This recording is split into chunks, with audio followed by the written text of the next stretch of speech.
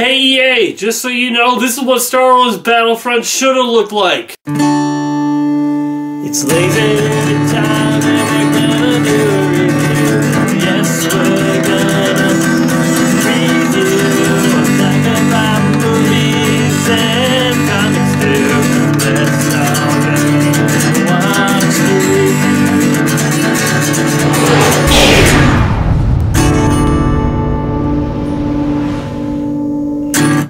Hello everybody, how's it going? I am LazyDude99 and it is time for another Star Wars review.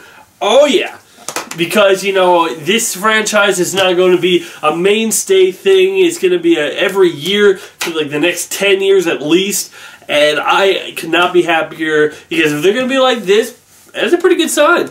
So Star Wars Rogue One is the movie that we got. It is the story told of how did they get the Death Star plans? What is that? What's that story about?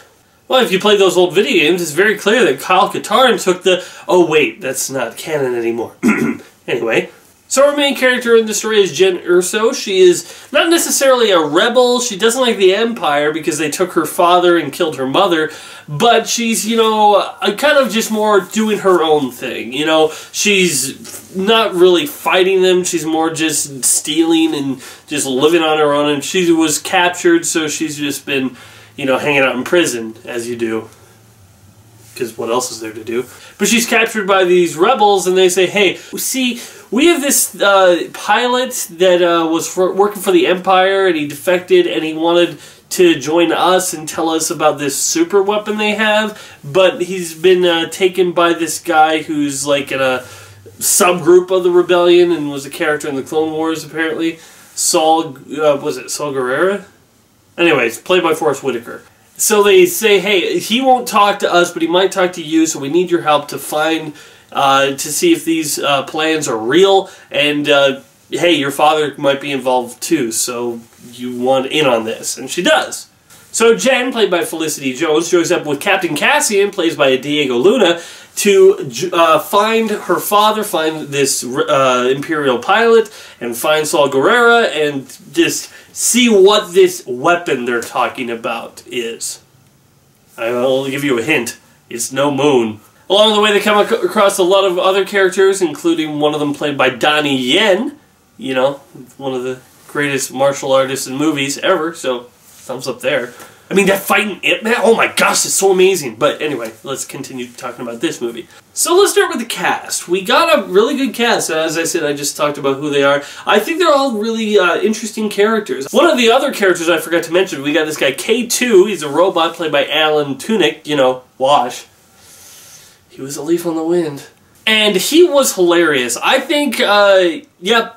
I'm making it official in my mind and in here. Best droid of Star Wars. Yep. It was either him or R2-D2, but I think he has a much more entertaining personality than R2-D2. Much more entertaining. So much. It has a lot more funnier lines, and he's not intentionally always trying to be funny. It's just the way he says it, and it's such a really interesting character to have this. He's an Imperial droid that's been reprogrammed, but his reprogramming just makes him say everything bluntly. He doesn't have any restraint in him. He just is reprogrammed to say whatever the robot feels, and so he'll just say things so bluntly, you're like, geez, and it's so funny. It's a lot of fun. He's definitely, I would say, the comic relief in terms of if there was one character that was comic relief, but I think he's not really played for comic relief because he can be deadly. He's a big droid that can definitely rip characters apart if he needs to. I think in terms of the cast who got the lesser end of the stick, that one guy with the big chain gun, Blaise Malbus, played by Jiang Wen.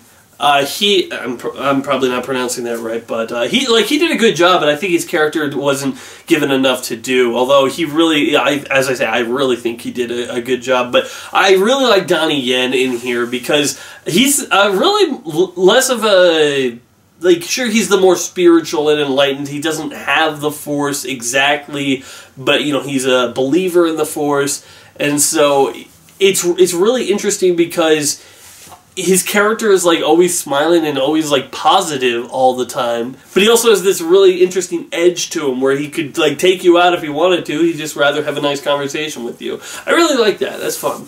Cassian is also really interesting because I think that we finally get to see a little bit of the more seedy, underhanded nature that the rebellion has to go through. Not saying they're wrong in what they do, I'm just saying, like, you got soldiers having to make the tough calls and doing them. Like, there's this moment early on, I don't want to say it, I'm just like, well, that doesn't seem very much like what a good guy would do. But when you think about it, you're like, well, he would have to. That's the only logical thing to do in that situation. It's the right thing to do for the military-wise, just not really the right thing necessarily in the movie's eyes, you know. If somebody did that in almost any other movie, they'd be saying, that's the bad guy taking things too far. Or if you really think about it, he's just doing what he has to do. He and Jen play off of each other really well. I guess not as well as like characters in the other Star Wars movies, the originals, of course, and the Force Awakens, but I think that it's good because, you know, he's more, you know, I've been with the rebellion all this time, you don't get to tell me how things are done out here, and Jen Erso's like, look, this is not necessary, you know, how much do you want to become like them? How much do you want to do things their way, and how much do you want to do things the right way? Jen Erso is a little interesting to me because I don't fully know how I would describe her, you know. It's like, I think the best characters are the ones that you can really describe in like 3 words, you know. If I was to say, describe Han Solo in 3 words, you'd say tough, stubborn, charming. If I was to say, describe Luke Skywalker in 3 words from the beginning of his journey, you'd say naive, determined, and optimistic. That would be, look, and you know, those are the type of character. What if it was Jen? I would say, I guess, tough. She's, you know, strong. I don't really know what else I could say is just that's her character. That's a Jen Erso moment.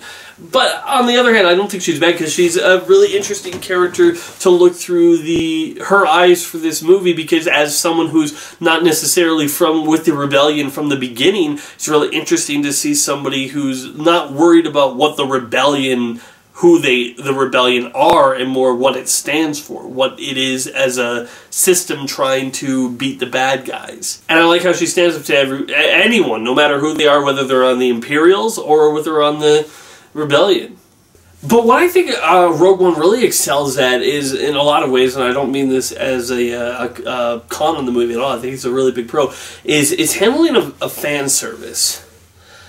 Because there's a lot of things here, and I don't want to get into all of them, but there's a lot of things here where you're like, man, I didn't expect them to do this, and to go here, or to throw this character in. Now, one of the things that I was a little bit disappointed with, but I'm okay with it, is the fact that Darth Vader isn't in the film as much as I thought he would be. Like, I thought the film was going to be like Darth Vader chasing these rebels down. It's really not. It's more of a.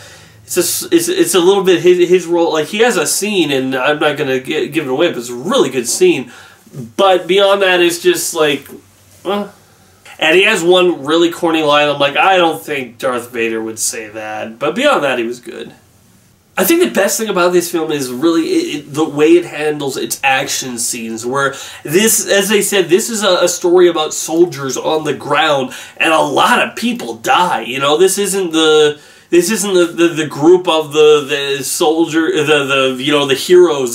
This is, in a lot of ways, like playing Star Wars Battlefront, where you're the soldiers on the ground. You're not playing as Luke or Leia or Darth Vader or Boba Fett. You're playing as the soldiers, and a bullet might hit you, or a bolt might hit you. You might die just by running out there into the battlefield. And I think that's really interesting. It's a really unique thing. And they film a lot of this like it's a war movie, just with Star Wars. You know, they have troops coming in for reinforcements, and then the Empire gets their troops going, and then we got walkers coming in, and then there's scenes like that. And it's a lot of the tactics and the battle strategies, and I think that's really, really good in terms of that.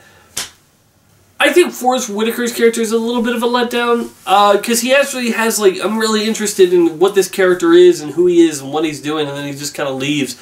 And I'm like, well, that was a little pointless. I don't see why you had to do that, but okay, whatever. Although I will say it's interesting because apparently his character, as I said, was in the Clone Wars, and now he's, you know, playing this character in live action. I think it's probably the first character that was, I don't know if he, in the books or anything, maybe he showed up earlier, but I think it's the first time a character that originated on the animated show is now making a live action appearance. And I think that's good, because they keep on saying, oh, the animated universe, the Rebels, and Clone Wars, those count, and the movies, but nothing else. You know, except for these new books, of course, that are coming out.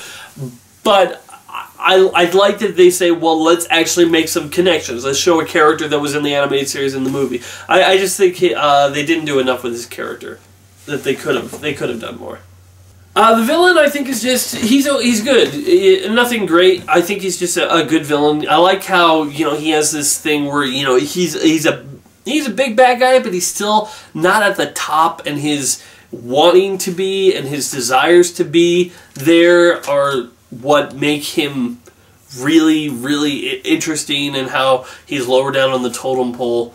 You know what? I think I want to quickly go into my spoilers part, so I'm going to have to give this a rating. I don't want to go on too long with this review because I think it is really good, but all the stuff that I really want to talk about is in the spoiler part of the review, so let's get the rating out of the way. So I'm going to give Rogue One a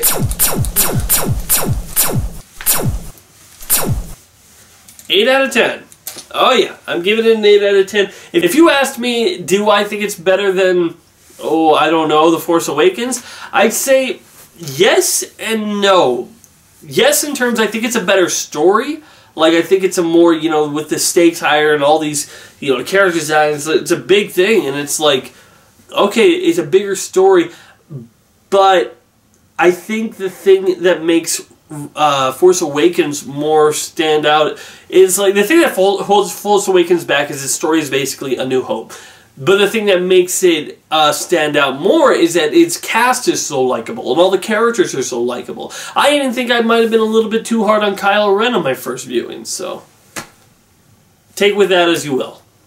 So the big thing that I want to get to in the talking of the spoilers is, of course, the digital rendering of the people who have either been aged or, well, I guess now both are gone. That would be, of course, Grand Moff Tarkin and now Princess Leia, who was played by Carrie Fisher, was very tragic of her passing. This is an interesting thing because on the one hand, like, we all know it was fake, and I'm not sure if we were really... I know some people say, oh, it doesn't look exactly right. But you know what? I don't know if I got used to it, but I think there was some scenes where it was, like, really good. Like, this isn't Jeff Bridges' Tron CGI here. This was, like, really good, that if you squint, you wouldn't be able to tell the difference. And the thing is, it brings up the question, is it disrespectful? I don't know. I mean, it's not like it's the first time this has been done, but is it disrespectful to do it to people who have already been gone? And now, especially with Carrie Fisher's being recently deceased, is that even more disrespectful? Like, of course, they couldn't know that she was going to be deceased, and I'm sure she voiced her own lines or whatnot, or line, I guess. I don't know. It's like it's like, I don't see any disrespect here, but it's like a bad precedent where you could, if it gets to the point where you can't even tell, are people just going to CGI older actors from older franchises and say, oh no, it's disrespecting, but they really want to make it look like they have that actor's name and likeness in there? Like, is there going to be a CGI version of Harrison Ford for Indiana Jones? I don't think they do that because he's the main character sort of thing. But you know what I'm talking about? Like, is this a precedent we're going by? My thoughts on it is, I love it when it's with the stuff with, like, the pilots. When you can see, oh, that pilot was in the fight with Luke, and this pilot was there, and oh, I recognize that guy. I didn't see Porkins there, but you can always... Actually, the one that I wanted to see was Biggs. You know, Luke's friend in episode 4, you know, New Hope, we see Biggs. I wanted Biggs to be there because it would mean, like, it would make his character have a purpose rather than just be, hey, look, Luke has a friend, let's watch him die. You know? Because that's all Biggs was there for. So Luke would have somebody that he was emotionally invested in, and would watch him die. So I wanted to see, like, Biggs be able to be on his own adventure and be doing this thing, and he wasn't there, which sucked. I was like, dang it. That was like the one I was like I wanted to see Wedge, but I understand you don't want to shove them all in there, and Wedge is a big enough character that you don't want to do that. So, but those I loved. I loved it whenever you could see the fighters, and they were the old fighters from the old movies. That was great. I love how this movie does try to fit itself as well into this as possible. And like, if you think about it, it only makes sense for Grand Moff Tarkin to be there. Like, it makes sense that because he takes over the Death Star. In A New Hope, we see Grand Moff Tarkin is running this Death Star with Darth Vader there. And so in order for that to happen, we need to see him take it over. And so we do. We see him basically say, well, Director Krennic, quite a nice ship you got here. Would be terrible if someone were to take it from you. So in the end, I don't hate the special effects. I mean, I don't think it's disrespectful, but I think this could be a precedent where somebody could use it, or they're just taking an older actor's likeness and put it on the screen just so they can make it seem like that actor's come to life. But it's not like this hasn't happened before.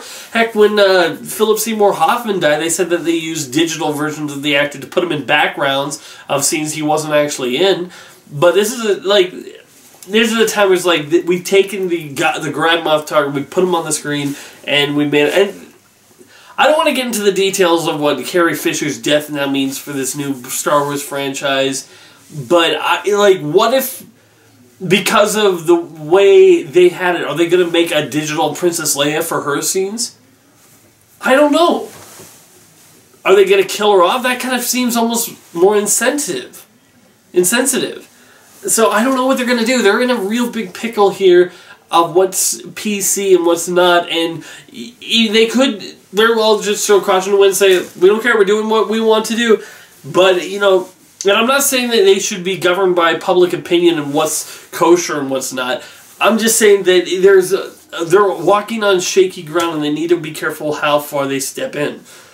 The only other thing I wanted to really talk about in terms of spoilers was, we got this.